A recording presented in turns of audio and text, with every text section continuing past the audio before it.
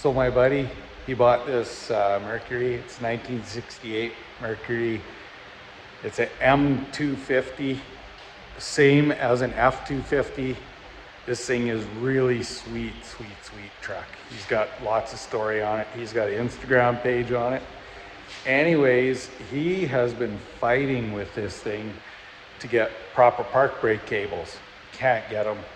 He was gonna spend big bucks, get some made, but he had to send down the original park brake cables to get them made, which non-existent. So I'm just gonna do a little bit of an update here to see what we did to get this problem figured out.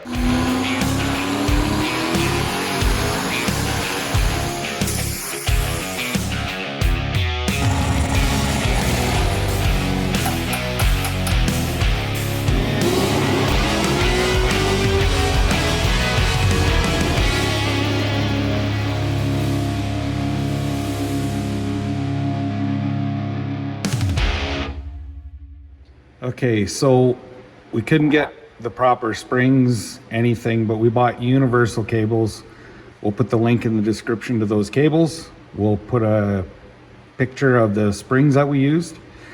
And we just used some little fender washers, or number 8 stainless steel fender washers in here as stoppers. Now, if we kind of zoom in to the inside there, all we did with this is we cut a piece of the end of the cable to make a guide so that when it gets pulled, it's not rubbing there. So this is these cables have a liner inside them. And Corey, can you give that a bit of a pull on the end of that cable there for me? So anyway, we got lots of action. He can pull harder and push or make it actually work, which is, yeah, there we go, perfect. Okay, so the original hole in this, the cables appear to be going straight in. So what we did is we took some 3/4 inch solid just stock and drilled a hole through the middle of it, and I believe it was a 3/8 hole that we drilled through. The cable is stepped though, so I had to take and drill it, one of the wedges a little bit bigger than the other. So this is the inside. Corey, mind hand me that light?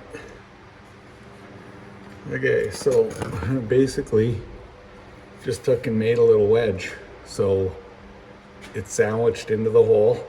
Probably would have liked to have had it where we could have put a washer in there, but the cables aren't long enough to be able to do that. So anyways, this little wedge, all we did is cut, it was a piece, and it was cut 0.4 of an inch long, and then cut diagonally with a zip disc, an 045 grinding disc, to cut it into 2 from corner to corner. I'll kind of show you what I'm talking about on the bench. And then we're just figuring it out right now. We'll give more of a video going through where the original holes went in the frame, and then there's the original cable. Corey's cleaned it all up. He's been doing most of this, well, 99% of it. And yeah, when it gets done, we'll give you a little bit more information. So this is the picture of stock I used. I literally just used mild steel. Drilled the 3/8 hole with lathe, and yeah, took and made 2 pieces that were 0.4 of an inch long, because that's all that you can do with the nut still getting onto the end of those cables, because we wanted to come through on a little bit of an angle. So if you imagine this was cut off 0.4 of an inch, and then we took and zip disked this off, of course, with a way thinner piece. I'll just use this caliper. So just took and zipped that off so that we had a bit of a wedge on each side of the backing plate. And it seems to have worked out really good. And it's nice to be able to have a park brake in a manual transmission vehicle, that's for sure. Say hi, Corey. Hello. So this piece came in the kit, but it is coarse thread, so it won't fit on the end of the front cable. We're still going to use this, but what we're going to do is we are going to drill out the coarse threads out of the middle of that so that we can slip through the other thread, because it's fine thread. The only thing is the original nut that this came with has a shoulder on it, which creates a bit of a problem because it would interfere with the cables. So what we're doing is we're taking two 5/16 nuts, which will give us clearance there, and we're gonna use it as a backup instead of using that original lock nut so that it's secured properly. We'll do a picture of that as well. So this is the cable routing.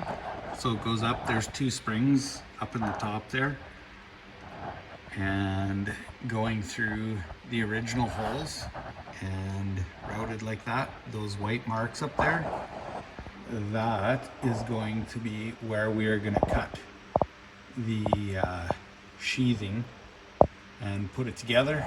Of course, we got to pull out the inner cables before we do that, because that would be a little bit of a disaster. Okay, Corey got these cables cut. So we ended up cutting them on the driver's side. It was 51 inches from right where this fitting is to the very end of the cable where it's going to fit into the attachment. And the passenger side was 49 inches, so 2 inches shorter. All right, so I cut the cables for our park brake. One was cut 29 inches off, and the other one was 31 and a half, or 30 and a half, sorry. So just inch and a half difference from one side to the other, just same as we kind of cut the sheeting a little bit shorter on the one side than the other. So here's how she looks. So cables coming across. So sorry, it's hooked in the factory springs up in the frame rails, comes through the factory holes.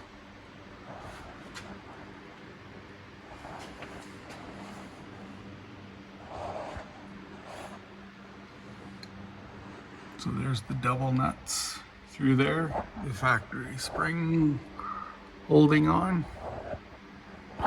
And of course this is not threaded in here. These double nuts lock it together, and that's the factory front cable. Corey, do you want to climb up there and give it a little pull?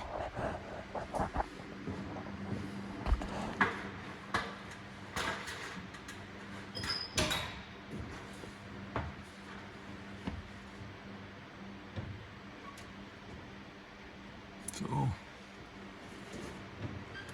it acts really nice.